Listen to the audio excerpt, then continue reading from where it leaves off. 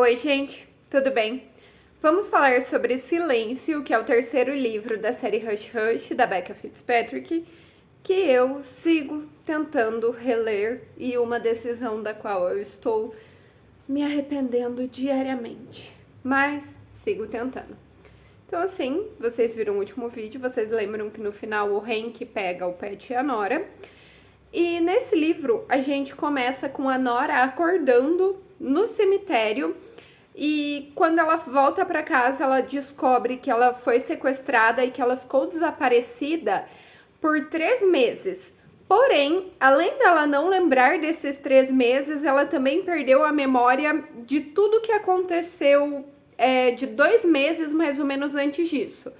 Então ela não sabe que o Hank é o pai dela, ela não lembra do Pat, ela não lembra do Scott, ela não lembra que foi o Hank que sequestrou ela. E inclusive nesse livro ele se divorciou e ele está namorando a mãe da Nora.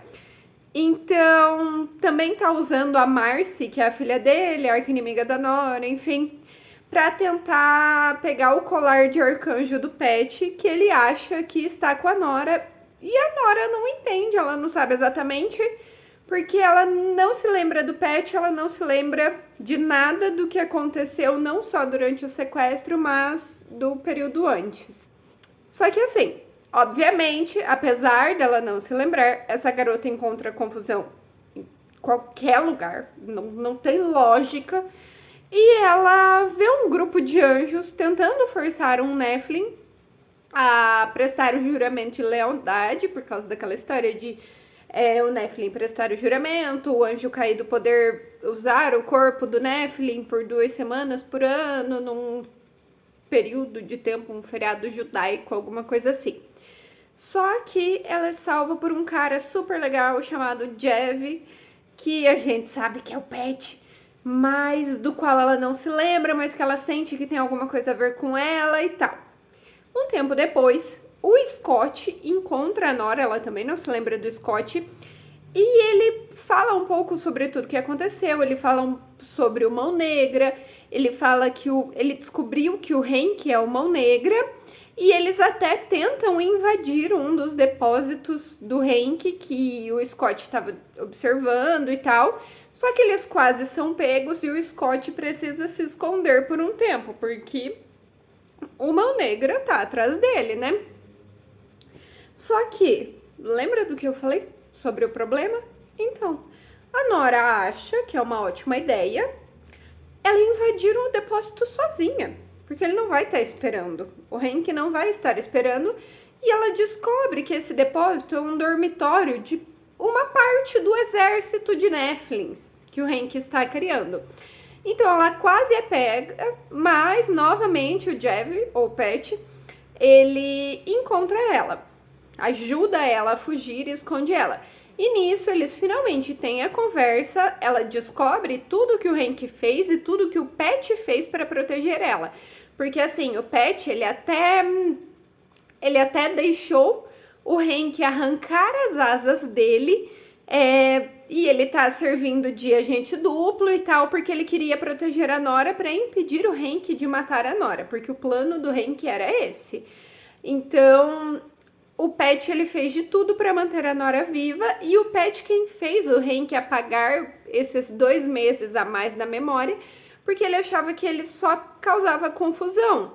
E ele ia se manter distante porque esse era o acordo. Só que daí quando ele descobriu que o Hank ainda faz parte da vida da Nora, ainda tá mexendo com a cabeça dela, aí vai tudo pra casa do caralho e ele simplesmente fala, então você não vai cumprir sua parte do acordo, eu não vou cumprir com a minha. E é isso.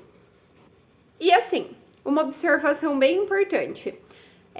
O único jeito de prender um anjo caído no inferno é queimando uma pena das asas dele. E isso já vai fazer sentido.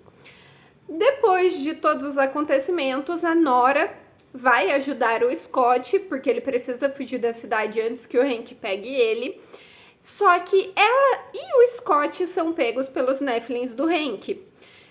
Quando ela acorda, ela descobre que a mãe dela também foi presa e que o Hank tem uma pena do Pat. Então, assim, ele o Henk e a Nora, eles sofreram um acidente que o Henk causou e ela ficou várias horas desacordada.